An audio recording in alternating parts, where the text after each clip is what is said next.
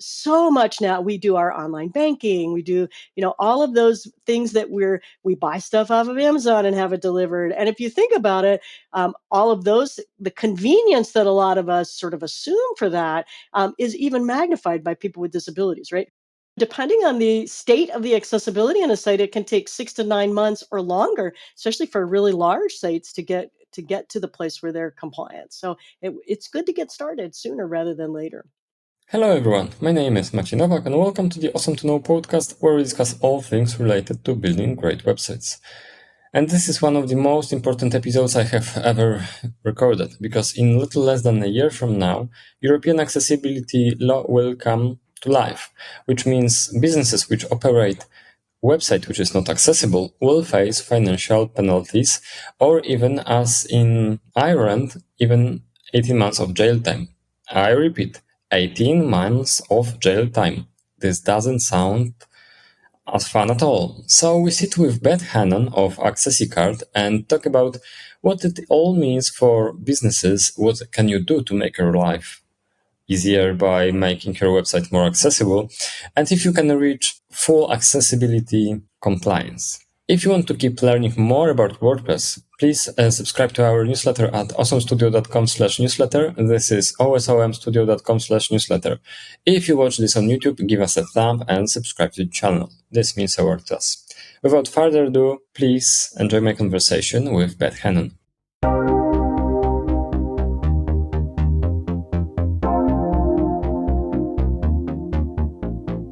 Hey everyone, it's good to have you here. We're glad you decided to tune in for this episode of the Awesome to Know podcast. Hi Bet, how are you? Hey, Magic, I'm good. How are you? It's early for me, but...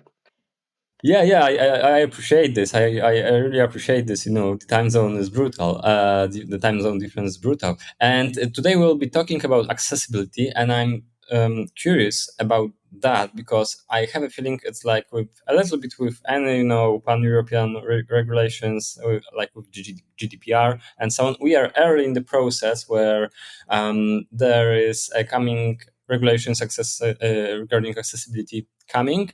And let's start from that, how to treat this, how to prepare, and what's the fuss all about? Tell us. Yeah. Yes, the European Accessibility Act is kind of like GDPR. So it's your need to comply is based on having European customers.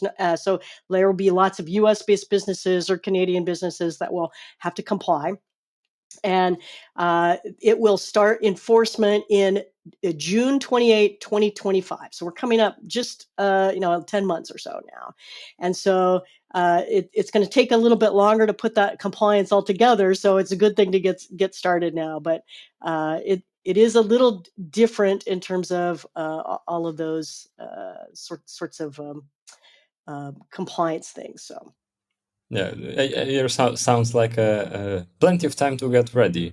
And then do it 1 week before, right? Start doing this 1 week before the regulations kick in. Well, everybody waited on GDPR for sure, right? And it's going to take a little bit longer. It can take, depending on the state of the accessibility in a site, it can take 6 to 9 months or longer, especially for really large sites to get to the place where they're compliant. So it's good to get started sooner rather than later. All right, and who should get started? So there is an exemption for micro enterprises, and so that's businesses that are making less than 2 million euros in annual revenue, or who have less than 10 employees. And so if you're a small business, you are exempted for now, but people do kind of speculate that those thresholds will come down. And so as you do a new site redesign, that's a good time to start incorporating some accessibility along the way. But if you're making over those thresholds, you have to comply if you have European customers and you meet those thresholds. But that 8 employees doesn't sound like a lot, depending on type of business. You will have, I don't know, it's like extremely easy to be to fall into, to be counted against that. Yes, it's going to be a very massive change. And actually the law is, so the Accessibility Act really covers a lot more things than just websites. It covers a lot of products and services. It covers things like check-in kiosks at the airport, or the apps for controlling certain products. And so ebook readers and mobile phone, it's really very wide reaching. And the intent is really to more broadly help people with disabilities to more fully participate in society, remove some of those barriers for folks to fully participate in society and, our social and political and economic life together. And so there are things that are products and services that have to have some barriers removed, and then e-commerce websites in particular are called out. And so you would want to, if your website talks about your services, it does probably fall into compliance, but really, especially if you are running an e-commerce site that has EU customers, you'll need to comply. All right. And what's the reasoning behind that? Well, the reason, think about how much has changed, and even just since COVID, right? How much everything is online, everything is digital. My mom and dad, who are in their mid 80s, order groceries online and have them delivered. I would have never thought that they would do that, but so much now. We do our online banking, we do, all of those things that we buy stuff off of Amazon and have it delivered. And if you think about it, all of those, the convenience that a lot of us sort of assume for that is even magnified by people with disabilities, right? Whom it may take them a long time, or it might be hard for them to get out and get transportation and get to the store. And so really just really trying to make, an independent life with some human dignity for people with disabilities. Mm-hmm. I was thinking especially why e-commerce, because it allows you to get by when you can't get out, right? Exactly. But it's not, and we talk about the law is really it's it kind of grows out of human rights law, and so it's really focused on making life better for people with disabilities.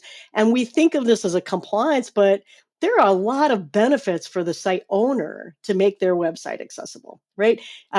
Estimates are that 20 to 25% of all adults have a disability. So potentially you're expanding your audience by 20 to 25%.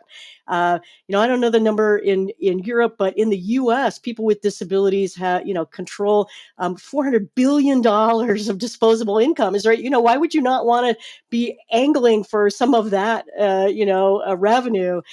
You can improve your SEO. You can improve the usability for everybody on your website. So there's a lot of good benefits to doing this, even while there are some compliance aspects to it. Right? Mm-hmm. And that's interesting, because it might be shown as, okay, we are tapping into that untapped potential, but I guess all of those people have to do what they are already doing, but with struggles, right? They are struggling because websites are not so there are some accessible. interesting, there are some interesting studies that came out. One out of the UK, and it's been actually like 3 or 4 years, even before COVID, that websites that are accessible are more profitable, are driving. They figured out a way to, like, they're beating their inaccessible, or their competitors that have barriers, right? And so it can be, it can be a great way to gain a competitive advantage. I can't not ask if it is not, is it causation or correlation? Because, it might be the case that they have a surplus budget to address these issues. And on the survey, it turns out that they are out competing, whereas they are out competing on the product level and can invest, thanks to a better product and better revenue, to make it better. If you think about just that argument about when you make your website more accessible for people with disabilities, you improve the user experience for everyone. Is it just that bounce from that click rate optimization, right? Is it? It's hard to know, but we do know that there's some correlation there, and that you're making your website accessible, makes business sense for the bottom line. Mm-hmm. Yeah, and you mentioned that it might be, we have that year, but it will take in some cases up to 9 months, and sky is the limit if the website is really, convoluted, let's say. But why are we looking at such long, phases to get your website to being in match with the expectations to low posts?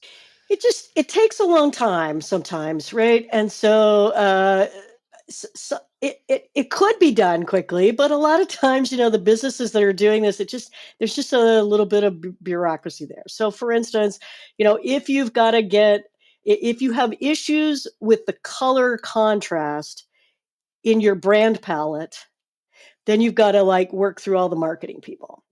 And you've got to get those you got to fix that color contrast.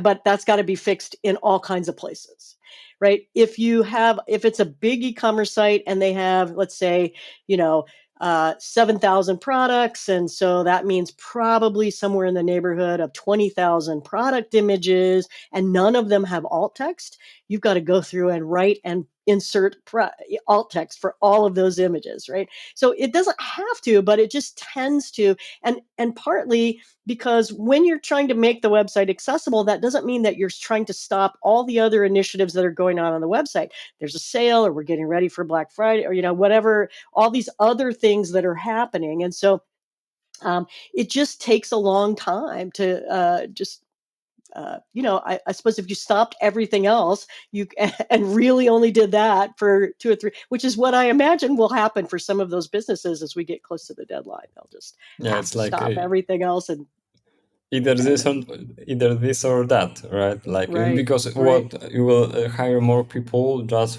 to get the company, Well, it's the most expensive way to here. do it, right? It's kind of like putting things off till the last minute.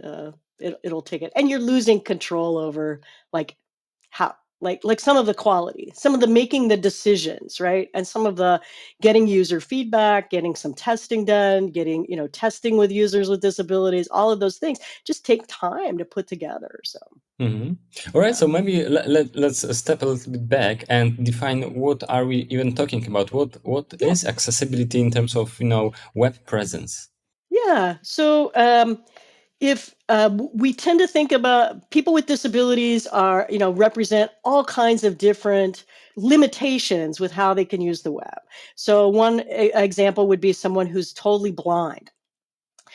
So they have a screen reader, have a tool on their machine that reads out loud to them pieces of the website and how it's formatted, but it has to be formatted correctly for them to do that. For example, you have to have the heading structures, the one and only H1, that's the page or post or product title, and then H2s, and then nested, because people are scanning through the content using that.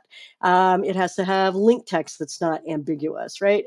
So some of those things that help a person who can't see the content to still understand and perceive and move through the content, get the benefit of the content. So a lot of people can't use a mouse. So if you can't use a mouse on a desktop, or don't have a steadiness on your phone to tap the buttons, or the links, how do you begin to use those tools? Well, you have some magnifiers, you have some, you can keyboard navigate, and that comes back for the screen readers too.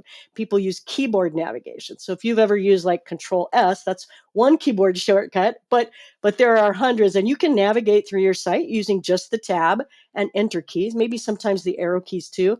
But if you can't navigate through all the functions of your website using your keyboard, that's a problem. So for instance, you and I both come from the WordPress community. If you're in WooCommerce, there are some uh, plugins for WooCommerce that are giving variations, right? You're going to buy, let's say, a gift card, and the gift cards have different faces, but because of the way that plugin is constructed, nobody can select an option. Nobody can select the face of the gift card, which means they can never put it in the cart and never buy it, right? So you've just prevented someone from purchasing your product because they can't navigate to it by keyboard. But we think about things, so those are kind of two of the big ones, but we think about things even like people who are colorblind. About 10% of 8 to 10% of all men are colorblind, and so do you do things on there with the design that are that only indicate things by color? Do you, do you have captions on your videos for people with hearing impairments, hearing limitations? All of those things that help people experience and understand, perceive your content is what we're talking about, removing the barriers for people. And for our listeners who might have, for example, let's say they operate an e-commerce platform, where can they find any information? Like, is there a list that contains all of the stuff that you have to make right on your e-commerce, let's say? Yes. So the place to go for the fullest information about what you need to do is called the Website Content Accessibility Guidelines, WCAG. We sometimes say WCAG. And the most recent version is 2.2. And then there are 3 levels: single A, double A, triple A. Double A is the most common focus of effort for accessibility. And there are some checklists related to that. It's from the W3 consortium. So that is the most widely, it's the global standard for accessibility. That's what the European Accessibility Act is referencing. It references 2.1 AA, but we know that's going to be shifting to 2.2 eventually. You should just follow 2.2. There's not that much more that you're doing. And then in the States, we are gradually moving toward the WCAG guidelines as well. So it's just that's the fullest place of information to look for. You mentioned that you are transitioning into 2.2 version and in the States. So was it like 2. The previous versions were used, or was it like a different standard because of, I don't know, maybe government had a different in the U.S. guideline? Government websites, there is a little bit different standard, but it's pretty functionally close. I mean, there's pretty wide agreement about what those things are, but it is kind of a different technically different standards, although they have a lot of overlap. And so in the EU for the new law, it's the WCAG 2.1 AA is the law. There are a few places. So, for example, as you probably know, in the EU, there's the directive that comes out from the overarching body, and then each nation implements their own laws. So some nations are choosing to be a little more strict than others. So, for example, the Germans have WCAG 2.1 AA, but then some additional pieces that are, you'll be pretty close. I mean, I think that gets so far into the technicalities. The big problem is that 99.99% of the web doesn't even come close to the low-hanging fruit, right? So if you start on your website, accessibility is a journey, right? You need to think about it as a really long journey. It's not going to be over and done. It's something that you're going to have to continue to pay attention to. But if you do things like pay attention to the heading structure, pay attention to the color contrast, fix your alt text on your images, and fix your ambiguous links, that will be a huge portion of the accessibility issues on your site. Now, it doesn't fix everything, but that's fixing just those basic low-hanging fruit. That's the place to start. Doesn't sound like a lot of hassle. It's not. Well, not if you have 10,000 product images, it can be a hassle, but it's not, and it's not super technical in a way, right? A lot of times this is the thing that the content creator can fix for you. Right? Yeah, but if you have 10,000 products on your page, you had to do much more stuff 10,000 times, even if you are automate things, than to update the alts, for example. But this sounds like really low hanging fruit. When it gets more messy, let's say. Yeah, I would say it gets harder when you start having problems with keyboard navigation. So if you're using a WordPress theme, for example, and typically the functionality, not always, but a lot of times the functionality for the WordPress theme for the WordPress menu is in the theme. So if it's not keyboard navigatable through the theme, that's a big problem. but it's very hard to kind of retrofit that sometimes, right? There are a number of mega menu plugins that you can put into the site, but I've only found one of them that is accessible. So really have to think, do some due diligence to test for things like that. That gets a little harder. Yeah. I've seen those sometimes, like, I've seen a couple of mega menus which were built on H1s within, the menu entries were H1s. And the problem is, not only is that a problem for accessibility, that's a problem for SEO too, right? It showed, look, it was exposed this way because, we were doing the SEO audit, but from accessibility, I guess this is as big a problem as, or H2s, I don't remember, maybe not H1s, but H2s, which is also a problem. Yeah. Because people who use screen readers, they often will ask the screen reader to, they'll go to a page and they'll ask the screen reader to read out to them the H2s on the page. And the screen reader will just read out loud each of the H2s, which is what they're doing, is scanning through the content, just like people who are visual are scanning it visually, right? It's a way to use their ears to scan through the content. Or then they'll get through to an H2 and they'll say, okay, read me all the H3s under that. So they're really trying to get to the thing that they're looking for, they're searching for, right? By just reading those out. The other way that they do this is by reading out loud the link text on the page. So this is a really common problem, is that people will make they'll describe something and then they'll say, click here.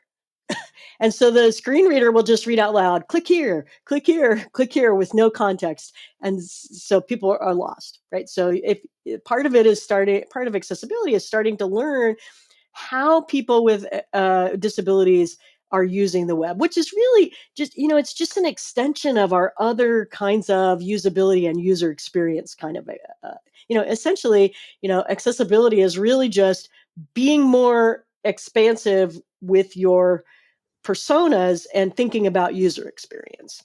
It's like, it's hard to feel this way unless you really try to do this on your own. And your example is great because, if you listen to nothing else than click here, you can feel the pain.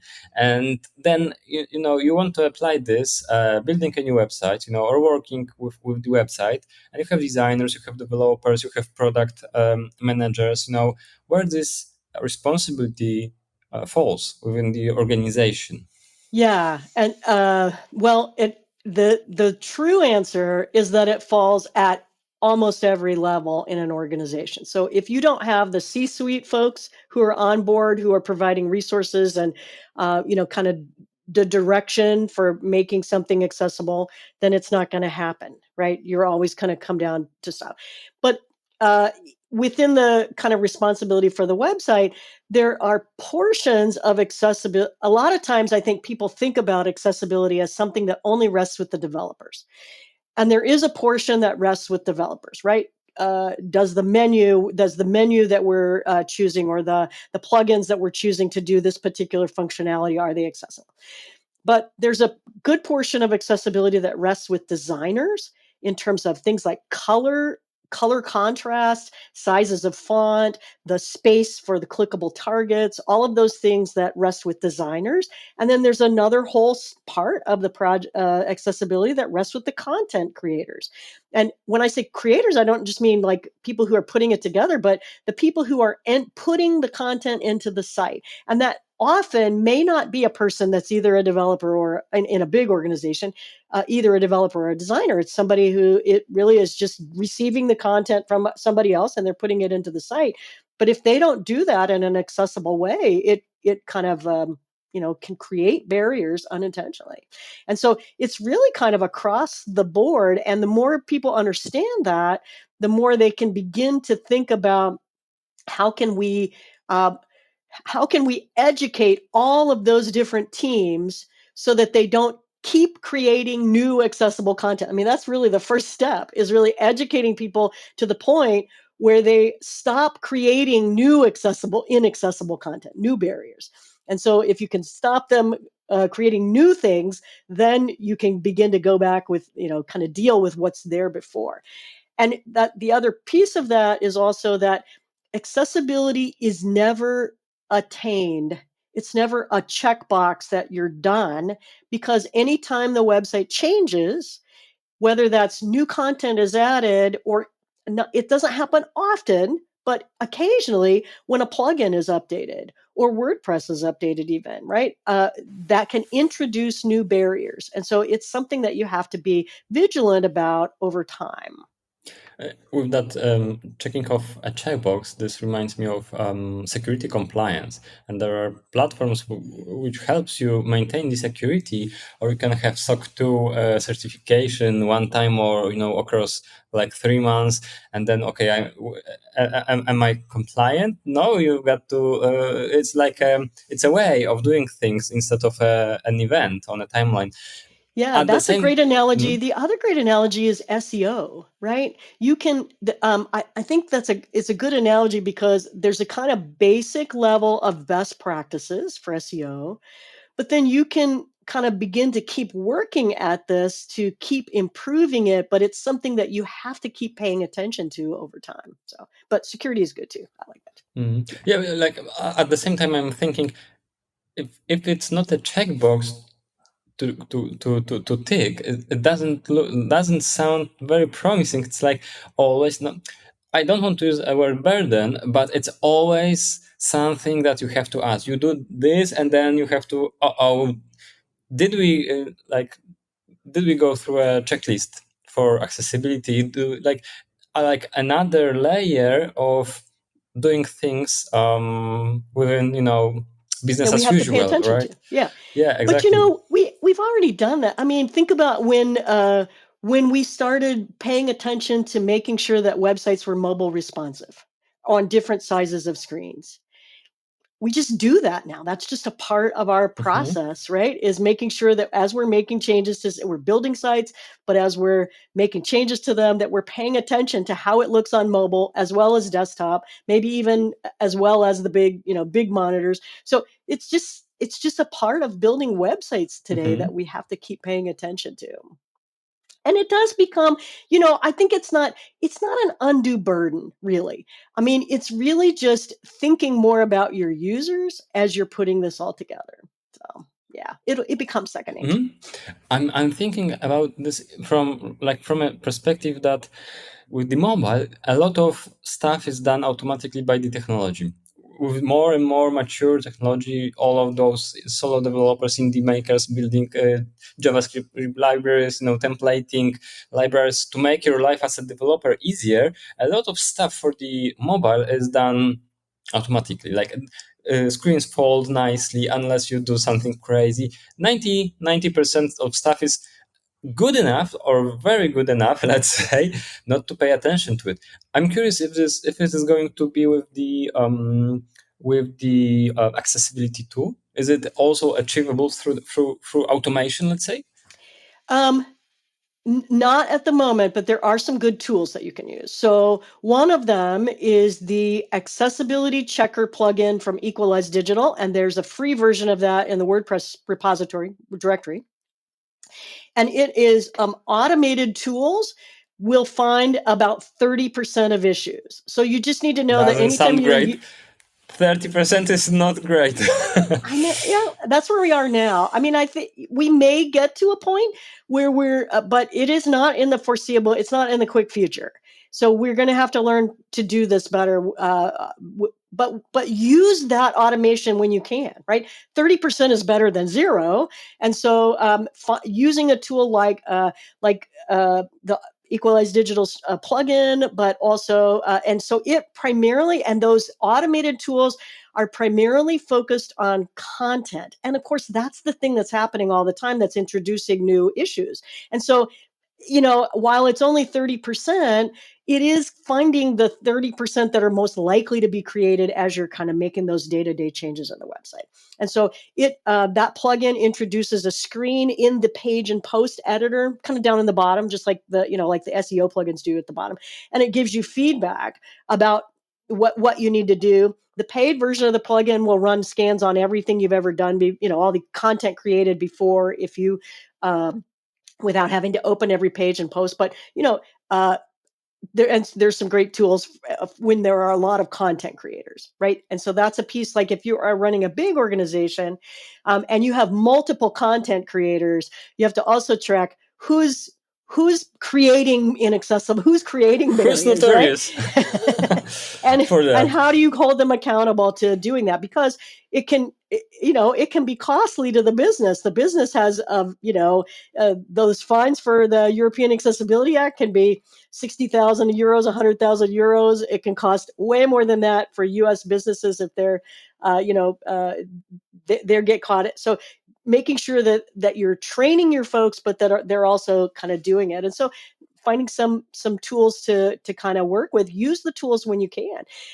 There are some tools there are people that are working with AI generated alt text. And that example that we've been talking about, where you've got just a massive number of images that are missing alt text, and it can be a great tool to generate the drafts, but you absolutely want to have a human being read and check every one, because if you think about how those large language models are learning, right, the alt text that's out there currently is not all that great. And so, those kind of large language models are not, they're not magic. They're just gathering from what's out there, but what's out there currently is not great. And so, that's one. Two, they hallucinate, and sometimes they're just really wrong, and that can be embarrassing and bad for your business, right? And including some that are like really, really politically wrong, just wrong. And so you want to take some great care with that and just have human beings check those. There are people who talk about, and it won't be long before all of us will be seeing such personalized content, and the browser will know how to adapt it. We're not anywhere near that.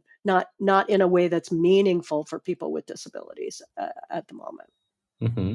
And this is from perspective of checking if you are, let's say, compliant. How about from first principles, like from ground up? When I'm building a new website, is there anything that would help me and assist me in not making the mistakes in the first place, rather than looking for them and fixing, and bug fixing is worse than addressing this from the get-go? Yeah. So all when we talk about design, almost all the design tools that developers use, that web professionals use, so Figma or Adobe or all these tools have some accessibility modules or plugins that you could put into them, and those will help you begin to check things quite well, give you the feedback on things like the color contrast and the sizes of things, and that can be really amazing. The thing that and then the content creators, again, that's just learning how to do it in the accessible way, and it's really not complicated. You just have to start remembering to do it. For developers, it's really a little more tricky, because everything really comes, so often we tend to have a plugin stack that we use, don't we? Right? You have the Favorite tools. Tend to, your favorite tools of things, right, that you use when you need this kind of a functionality. You use this tool. So I think for folks like that, it's good to start getting those evaluated. You're going to want to evaluate anything that has a front end output.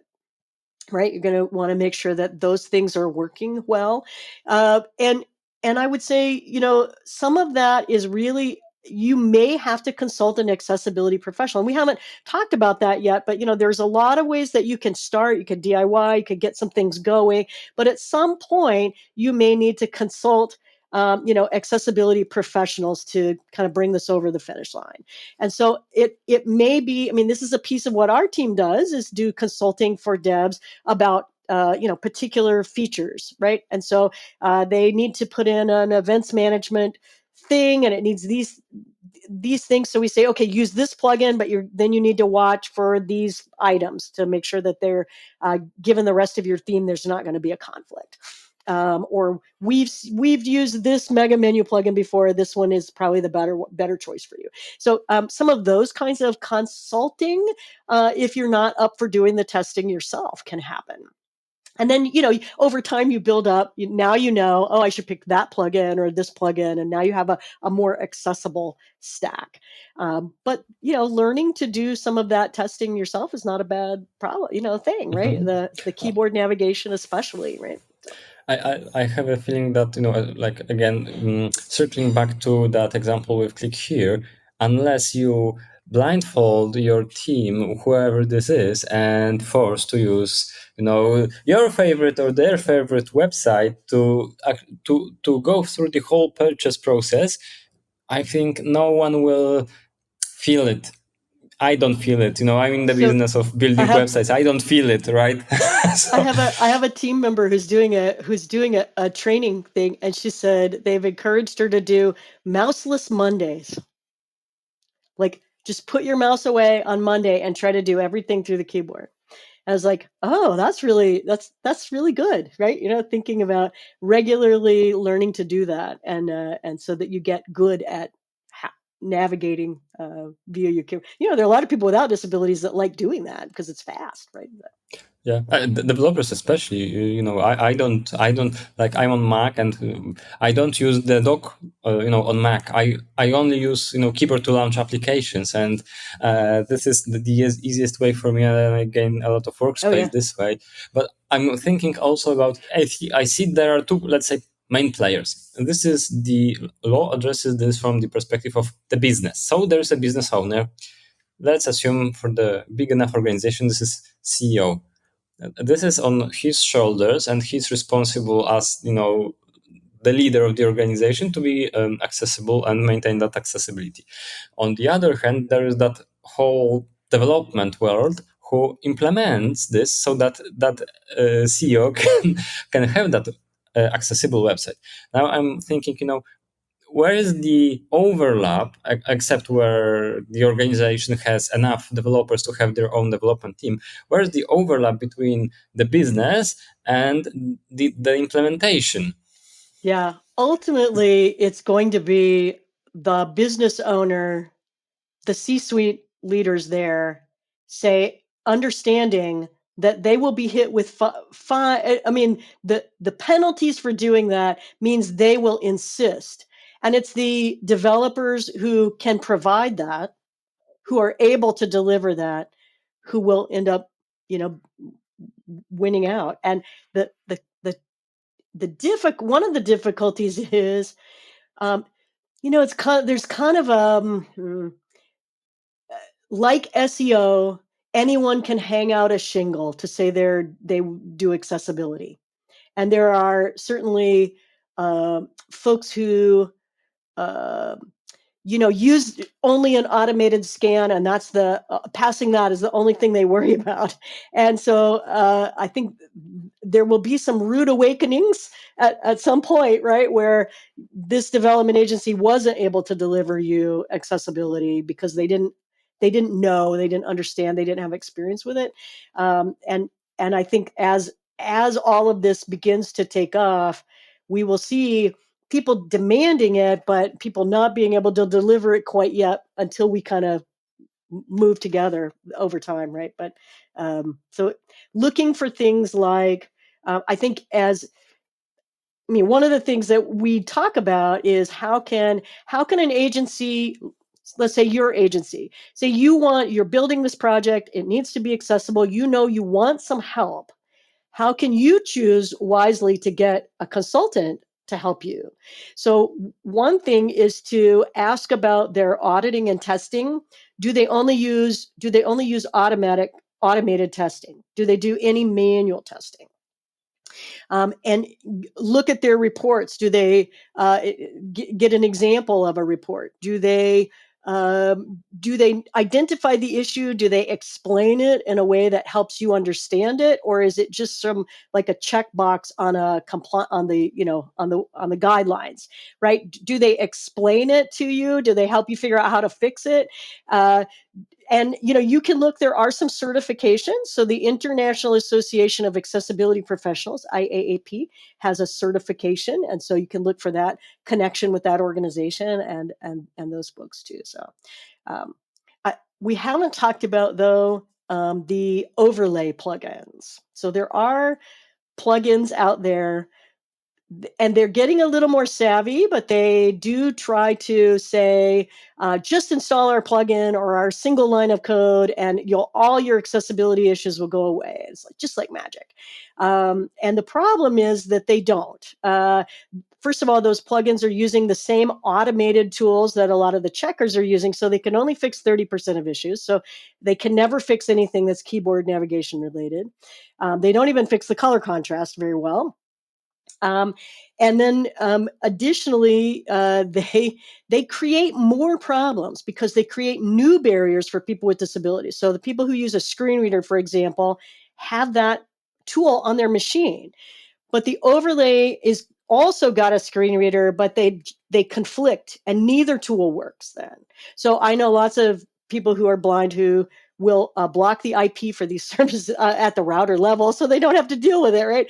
And so that should tell you all you need to know right there, that the people you're trying to help are blocking the tool, that it's a problem. And there's some privacy concerns, some other things too. So big problems. Overlayfactsheet.com. That's the place to go for much more detailed information about how those overlays work and why they're problematic, signed by over 800 accessibility professionals in terms of a statement about why they're problematic. Why do they even exist? Because thinking about blind people going through all of the hassle to get to the router and then blacklist the IPs sounds brutal. It's not.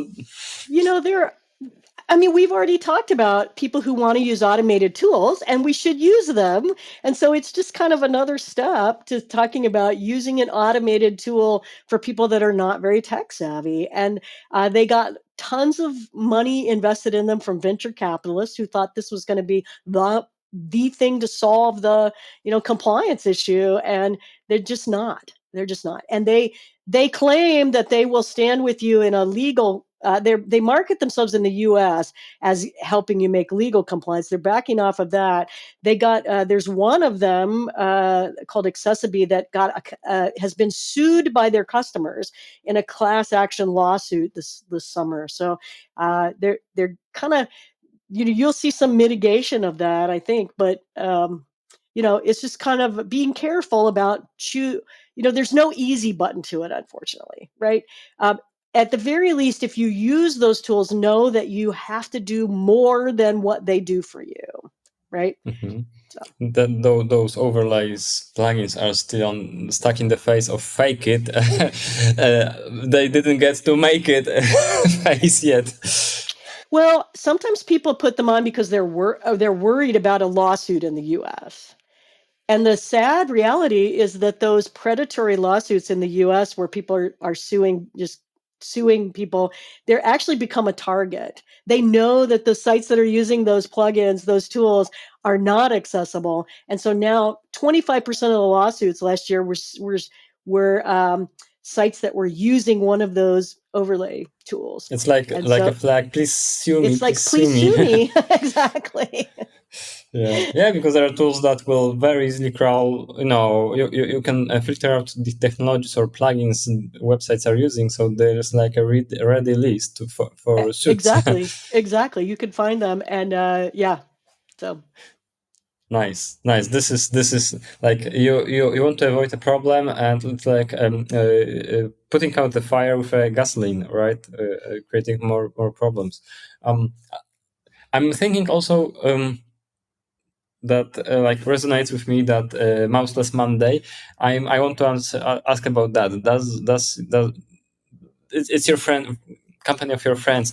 Do they spend the whole day without a mouse doing their own work, or is it like an exercise they go through once? This is one of my team members who's doing some additional training, and so she told me this just last week. So I don't know yet what. Oh, right. Okay. that's the theory, is that she's supposed to put her mouse aside today and see how it goes, right? Oh, this Monday. All right. We Yeah. will record the sequel then, or I will get the info, because we are recording. We're recording Monday morning for Sure. very Yeah. morning for you.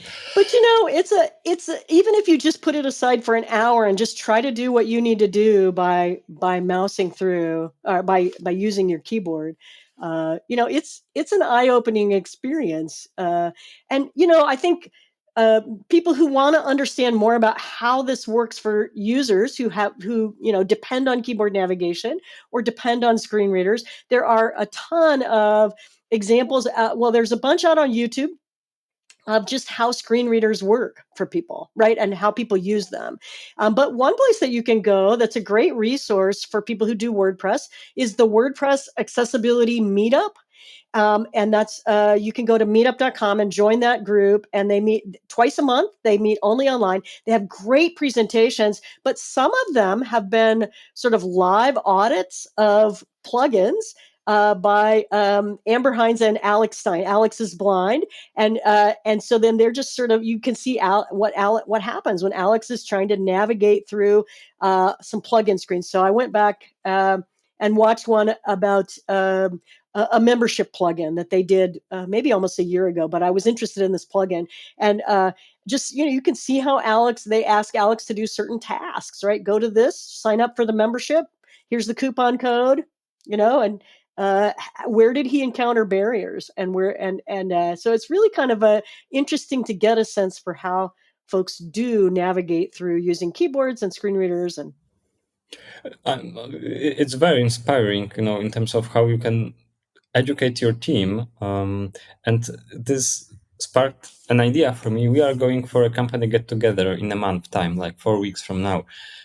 And during those events, we tend to have some kind of like team building activities, but also some workshops, so that we can, get back, wiser. Let's not only have some fun, but I'm thinking about an exercise where we would draw, from the team that will be there, draw people and draw tasks, like assign random tasks for them. Like, let's draw a website, draw an action, like buy a pair of shoe, and and then draw the disability, like you can't use the mouse, you can't use your eyes, for example. Like, how I'm like, what's your opinion? It's like very hot take, how such a team building activity plus education could be done on a company get together.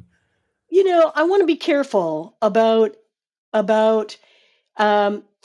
emulating disability. I mean, I think we do that to try and help raise the level of accessibility, but we always need to come back to those, testing our sites with people who have disabilities.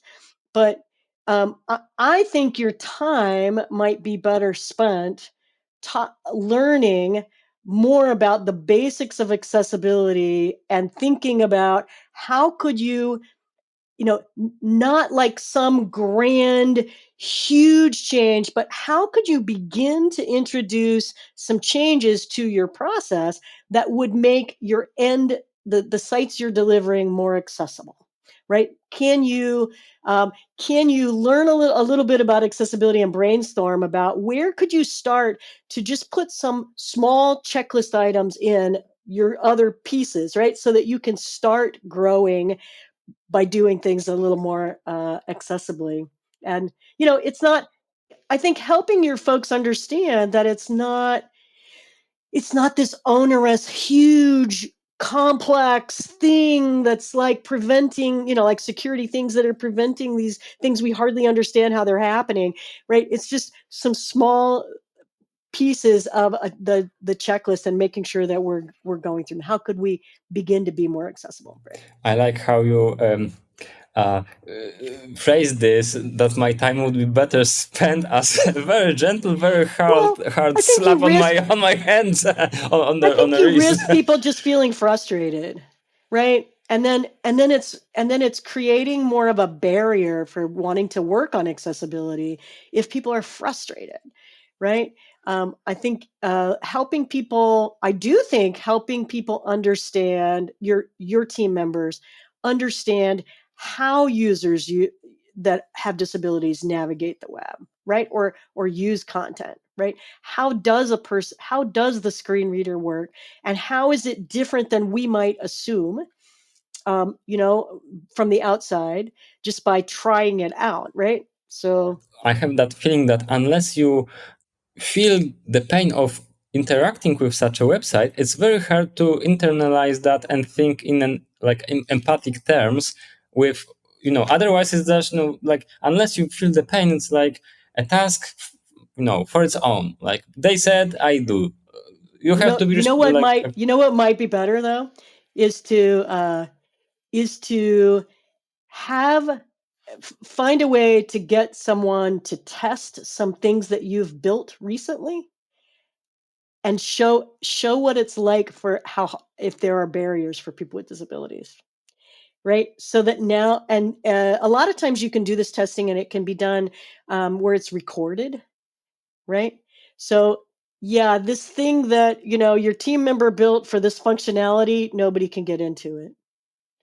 A blind person can't use it, or a person who needs to keyboard can't get into it. They can't make a selection. They can't use it, or get some feedback about some of those things and help them learn why those issues are important. But seeing somebody have the barrier is almost as empathetic as having it, right? As experiencing it yourself. But I think you're right. The place that we need to kind of think about is creating empathy, right? And it's really about doing small things, making relatively small changes to what we do, right? Adding alt text, making sure the heading structure is proper. Like relatively small things can make a real difference for whether a person with a disability can use this or not. It can be about whether they are able to buy this product, right? And when you stop to think about that it's really makes a real felt difference for people when we do it right, that kind of begins to be the kind of turning point. We want to make it's being a good human to other people, right? It's treating people how we would like to be treated. And the reality is all of us are just one accident or illness away from needing this kind of accessibility. Does the law differentiate between, is it a consumer-centric website? There is an emphasis on e-commerce, obviously, but for services, and then if you are B2B only company, is there any difference from the law standpoint? Not so much legally, but you want to not legally so much, but you want to think about. But in reality, so like in the U.S., B2B websites don't really get sued as much. It's just not as many users, I think, in that kind of way, right? If you have a service, if it's a SaaS service, then more. But right, you get it just kind of comes down to the economics of where there are more users, right? And so, and in terms of your products and services, but if your target market is people over 50, you would do well to pay attention to accessibility, because as we all change, as we age, you probably have, you're not maybe old enough to know this, right? That the fine print, the small print gets smaller, and also our color perception changes. So as the lens of the eye begins to yellow with age, that changes our color perception, and so our hearing starts to go. We start to, so it's not just people with disabilities that are, somehow have a doctor's note, but a lot of people begin to have more and more trouble with things. And making sure we're paying attention to accessibility means that we get to keep those customers, or gain them in the first place, right? Mm-hmm. So what you're saying basically means that the law doesn't differentiate, but if you worry about the lawsuit from that, let's say, predatory lawsuit, it's harder to get if you are very B2B market than if you're more into the consumer market. And but wait, I will just finish. So by this, I want to say, like, I want to ask, the people are mainly driven by fear of that predatory lawsuit instead of like normal lawsuit or being compliant with the accessibility. So they are fearing not the regular policeman, let's say, but that private army police or whatever that will hunt you until they get you. Yeah, it's unfortunate because that we're kind of left with that, right? So in the U.S., all of these website lawsuits are being driven by the Americans with Disabilities Act. That's our human rights law for people with disabilities. It was signed in 1990 before there really even was a real, websites were not really a big deal. So it doesn't really have anything about websites, but it's being used because it talks about having equal or equivalent experiences, accessible or equivalent experiences. And so that's where we get that piece. In terms of when ADA was first signed, the big focus was on making stores and restaurants and places, what they call public accommodation. You want to go to the bank and you need to, the counter, if you were in a wheelchair, you couldn't even reach the counter, right? So all of those kinds of things where we wanted to make it open for people with disabilities, were focused on kind of brick and mortar storefronts. The Department of Justice in the United States kind of came out with all these guidelines about how you need to do it. Your ramp needed to be only this, have this much slope, or you needed to have a ramp, and you needed to have handrails in the bathroom and a parking place, and all those things that you had clear guidelines, and then you could be sued around it. We don't have those kinds of things, and so it's kind of a little bit of a Wild West. The court cases all keep coming back to the WCAG guidelines, but it's not really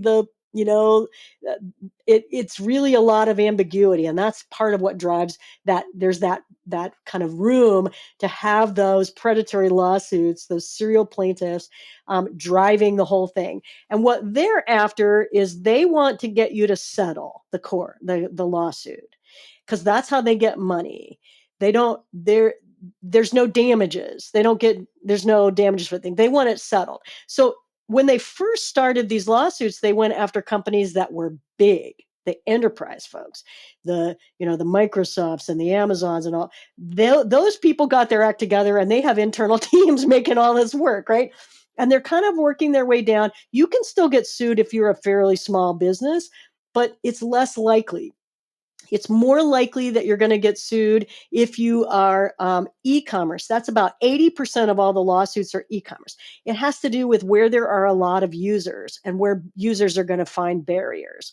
So e-commerce, membership sites, media sites, all of those kinds of things, restaurants, hotels, all of those kinds of industries find themselves focused on Allied. If you are the local plumber in a small town, it's not likely that you're going to get sued, but you might.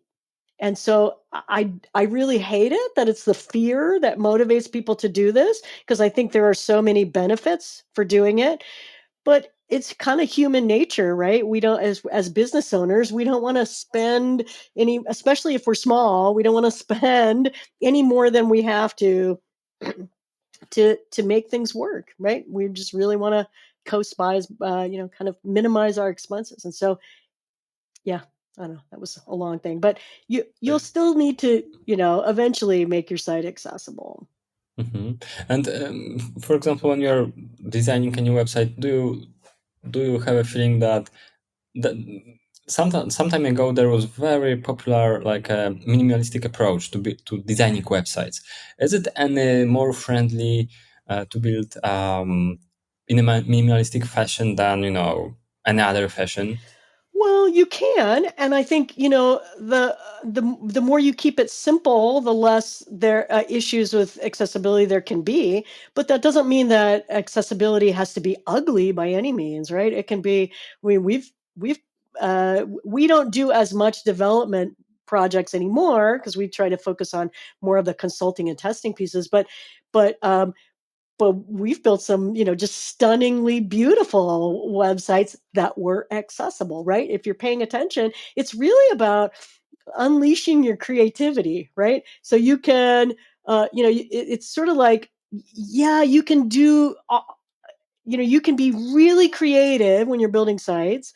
But if you've got this constraint, then it means that you've got to be even more creative in terms of putting that together. I think, for example, you want to make sure that you're minimizing, not eliminating, but minimizing the ways that you use JavaScript. A lot of people, including people with disabilities, but a lot of people browse the web with JavaScript turned off in the browser. So that's one thing, right? So you want to have some fallbacks, but JavaScript can conflict with some things. So you want to just take care, and you may need to take extra steps. For instance, if you have error notifications that may get blocked because you're using JavaScript. So we're just taking care with it. But a lot of times, developers may not be aware of what's needed, but may also not have that next set level of skills of knowing how to uh, really override or use the JavaScript in a way that is going to help them create accessible features. Mm-hmm. Is there anything, like, for example, we talked about a little bit about the penalties, but is there anything else you should be worried about? Losing market, getting penalty, getting in Ireland, getting jail time, Yes. even? Yes. So in the European Accessibility Act, the European Commission comes out with their kind of overarching, and then every country does their own interpretation of the law. They have their own national laws around it, and so the penalties and requirements are just a little bit different in each one. And so they were supposed to come out with all of these laws at the end of last year, and it has still some of them are kind of working on it. It just that's the way all these laws developing works out. But now we're beginning to kind of see more of and we're all looking to see like who will be the most strict, because of course, if you're selling to all of Europe, you'll need to meet that standard, right? So Germans and the Dutch tend to be pretty high on those. Other countries may be a little more lax. But in every country has their own penalties and enforcement schemes, right? So some of them are using some kind of an enforcement group, a committee, or an agency that already exists. Some of them are creating new ones, and then there are typically fines. So the fines range from 60,000 euros is really common. Some of them go as 100,000. I've seen somewhere that Luxembourg said $1 million as their fine. And some of the fines are for every instance. So you can have multiple, it can start to add up. In some places, at least one, there is a trigger where it can be a percentage of your gross global revenue. So they're trying to equalize the pain, right, between small and large businesses. And then in Ireland, you can get up to 18 months of jail time. Now, to get jail time, you have to either refuse to make your website accessible, or you have to lie as a part of the investigative process. So you're really probably not going to get jail time. And I doubt that they're going to extradite people from other countries to go to jail in Ireland. But it's kind of trying to help people understand and take it seriously, because it kind of goes back to that piece we were talking about. The fear is really what motivates people to really take the action, right? And so that's sad, because I think there's so many benefits and you can gain so much from doing it, but it's really getting people to commit to doing it. And so the penalties can be quite, and there's some interesting twists on these. For instance, most of them have this agency that's enforced, and that agency in some of them can be proactive. It can go out looking for sites that are not accessible, Go hunting. or products that are not accessible. Almost all of them allow for consumer groups, either consumer groups or disability groups, to report things to them. In Germany, they allow for your competitors to report you. And so that gets to be a little sticky, right? And the rationale is, if if I, as the business owner, took this all seriously, I spent time and money and people resources to make my site accessible, but my competitor didn't, they have a competitive advantage in breaking the law. So I should be able to report them to kind of even the playing That's ground. very nice and kind. Yeah. And everything. Like I buy this. I buy this because there is a big investment to make, buttons accessible. I read on Twitter, like between like today and last 2 weeks, let's say in that period, a little bit of like I think this was Rich Tabor showing how much code took to create a button and a very, very extremely accessible button, and it was 4 times more code. It took 4 times more code space, let's say, to do that. Like it probably But once got a little bit. you do that once, you're just going to repeat Exactly. it, right? But It's kind of that's why like I was it's not a cumulative piece, right? very true. That's why I was asking if the technology is following to make this like about that automation, because okay, this is not automation. You write the code once, but then you can reuse that. And if you build some kind of like not inheritance, but if you build from one instance to many more instances, you build framework for being more accessible. That's where I was thinking the code might help and being more and more mature. And not like you build the website, then you test what you have to do once again, right? But rather build with this, with accessibility in mind, building from accessible components, let's say. This is where I was getting with my previous question. But getting back to that German law, I totally buy it because you don't spend a truckload of money, you spend that truckload of money on ads, and you get more business, even though you lose 20% of that business. If it is really being lost, you didn't invest in being compliant. You invest in ads. So this is actually making this a difference in what advantages you have. Right. It's trying to equalize that recognizing that it is an investment, and that we need to kind of like get everybody on board. That's the hard part at the beginning, is that there would be these inequalities, right? The goal is that in another 10 years or so, that everybody's just doing this, and it includes people with disabilities, and we're all on board, and it's just the way we build things. It's just the way we create products and services and all that we're thinking about this as we go forward. Look, we are talking about this because German lawmakers put this explicitly, let's say, in writing in the law. That's why this is a case that that the competitor can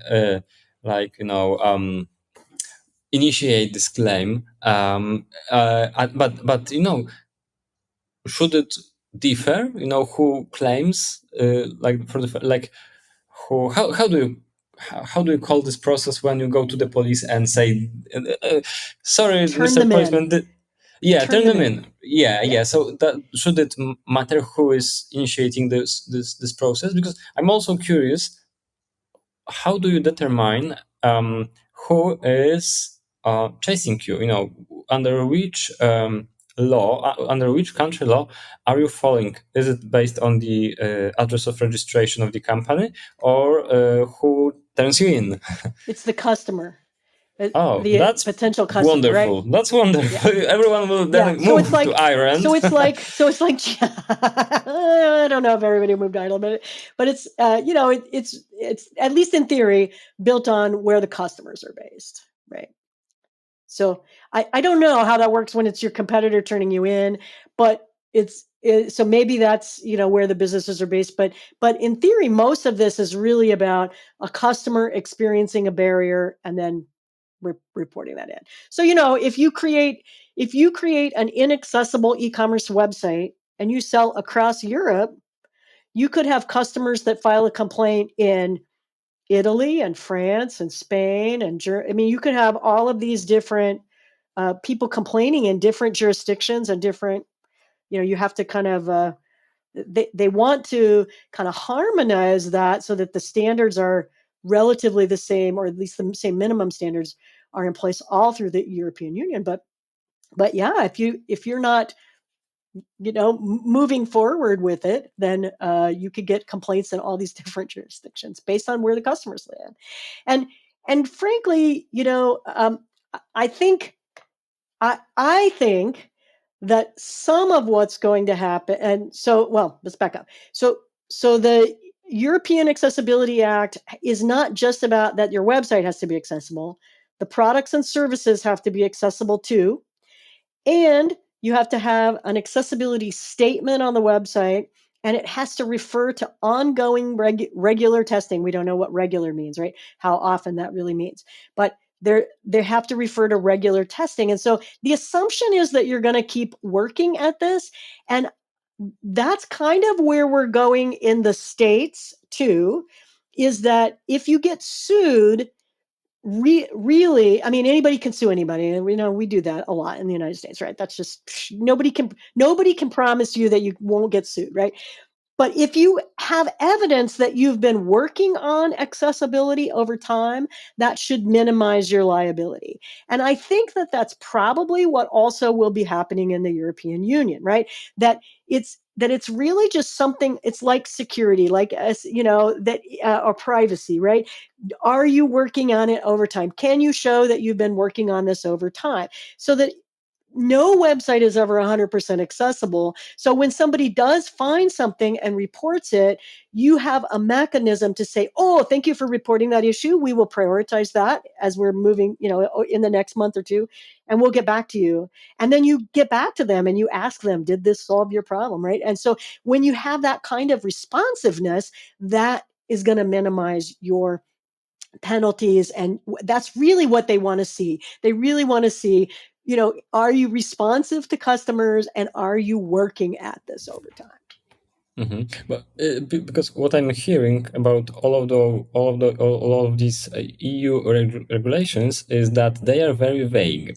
They leave a lot of for individual interpretation, which is double-edged sword. But whereas you mentioned in the US, you have this, and this. You have to have this angle of the slope for the wheelchairs and so on.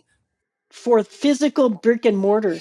Yes. But not for websites. We are left without any kind of guidance for the websites. And that's what drives all these lawsuits. And so, yeah, you're right. And even if you go to the WCAG, to the content guidelines, and you start reading, a lot is really contextual. Accessibility is often very contextual. What else is going on? What else is there? What's happening with how this one feature is a part of this bigger kind of experience on the web page? And a lot of those things are really left to human judgment. There's something really an equivalent experience, right? And so even having the WCAG is not like having a cut and dried law, cut and dried kind of thing. This is part of why accessibility will never be, no website will ever be 100% accessible. And if you stop to even just think about the logic, right?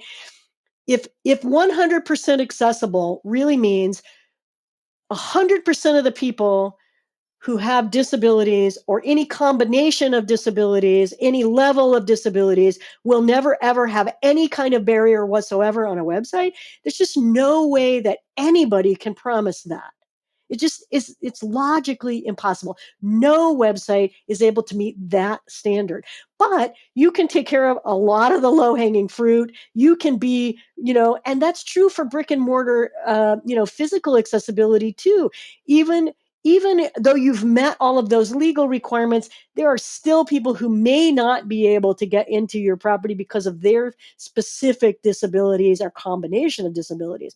And so it's kind of the same thing, right? Nothing is 100%, but if you are working at the low-hanging fruit, the very basics in the guideline, you're moving forward. You're going to do that. You're going to be accessible to more people. most people maybe even eventually. And then you can deal with some of those, specific complaints of, I came and I wasn't able to do XYZ on your website. Then you can begin to see what could be there, what could be done. If you approach it in that way, instead of trying to like do the bare minimum, but you do this low hanging fruit, and then you keep working at it slowly over time, you'll just be in a much stronger position to minimize your fines, but also be accessible to your customers. And this is where the remaining 70% of, let's say, gray area, which automatic tools are not finding, lies, because it's contextual and requires a human judgment. Yes. And that's why people need to hire people like us eventually, right? To begin to sort of like help them sort out, well, this fixes this solution that you've provided, or you're proposing, does fix the problem for these people with disabilities, but it may create problems for these people with disabilities, right? And so sometimes just having experts, consultants that can help you sort out what's going to be the better choices among several, right? There may be several ways to do this, but you may need to choose, and it may need to be based on your particular customer base, right? If your customer base is over 50, as we talked about, you may want to make some different choices than if the website is really intended for, high school students, right? That's a real different kind of situation. You don't want any high school students with disabilities to be, have barriers, but you have to think about things differently based on who the users of the website really are. Mm-hmm. And then when you are sued, let's say hypothetically, you can argue that the way the website is built is because the majority of your users is this group of users. So you don't get to sort of use that as a get out of jail free card. I mean, but you can certainly say, hey, we want this to be accessible. We've been working on these things. We thank you for pointing out this barrier for us. Let us work to help you remove that barrier for you, right? And so you want to, as much as you can, right? The law, all of these laws, I think at some level do give a kind of, it is just too costly or too complex to create a special create access for this person who has multiple layers of very unusual disabilities, right? Just the cost piece of that. So I think there are ways that people do that, but you don't want to rely on that, right? And that's not going to be that's not a good look for the business either, right? And do you get involved in these suits when, for example, I don't know, your clients are reaching out, or not yet clients, like potential clients reach out to you and ask, please help me because I got sued, for example? Yes, we get people who are after they're sued, typically. Yeah, a lot. Although some people are concerned and they want to work on things, and so we do. So we get those folks that come, and so we can help. We do the testing and then kind of prioritize those issues, because while they are fixing things, and it may be, say it's going to be at least 6 to 9 months, maybe a year or more before they're getting things fixed, they can still be sued by other people. So you want to make sure you're getting the issues that are the most barriers for people with disabilities, but also being sued over, get those fixed first. So we can prioritize those, and then we typically come alongside an agency, and so we're doing the testing and kind of prioritizing of issues. The agency is fixing, we're retesting and certifying those. So we do that when people are being sued. We come alongside agencies also when people know they want to do include accessibility as a part of the build, and so then we will help them, vet plugins and choose plugins or custom features that they're going to build. We can talk about things they need to pay attention to. We can help with looking at design and mockups and giving feedback about that, and then doing some QA and testing to make sure that they're delivering on accessibility at the end. And then we also do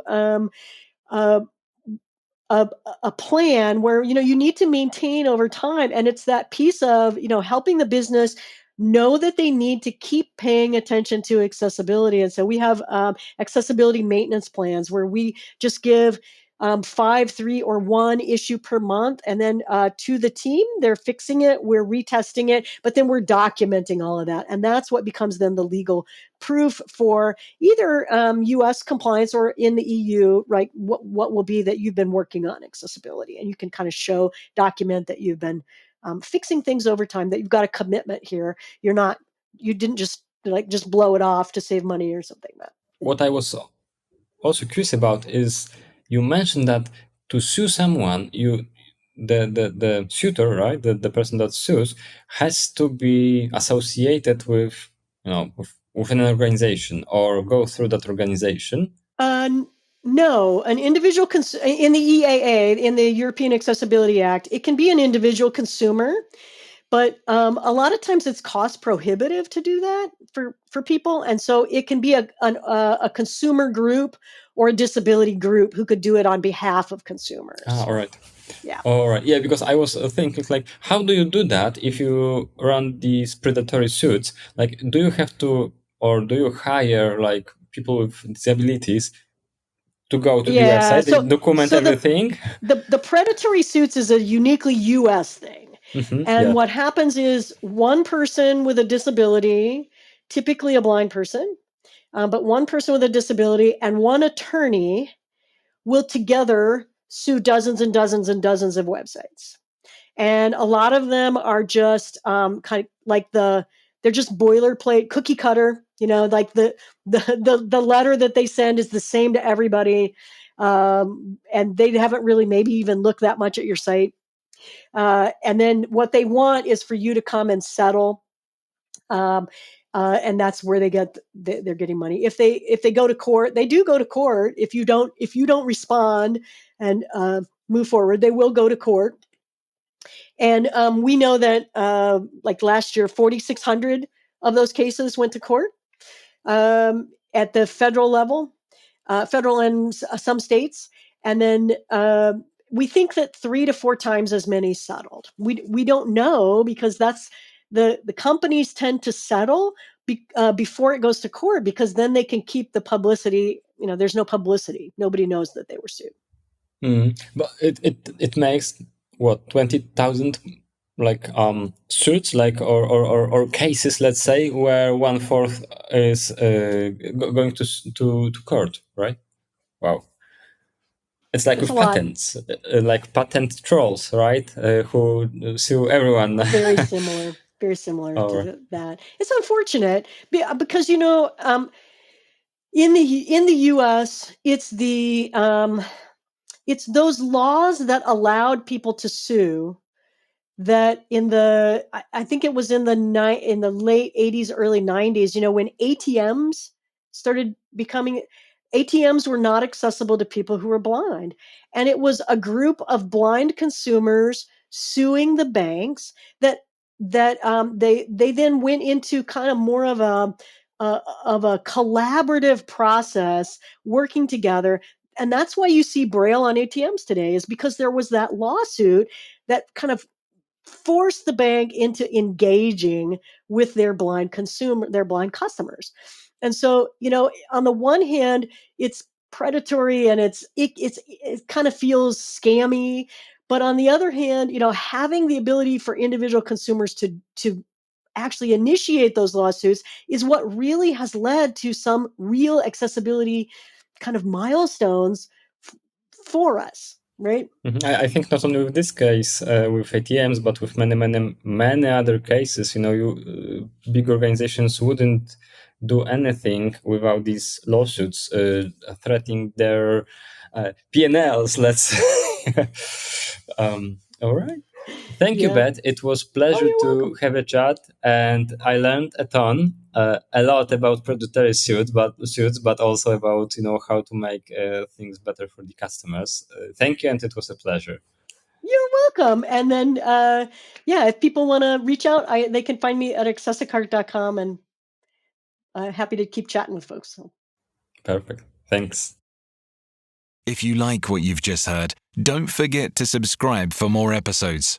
On the other hand, if you've got a question we haven't answered yet, feel free to reach out to us directly. Just go to osomstudio.com/contact. Thanks for listening, and see you in the next episode of the Awesome to Know podcast.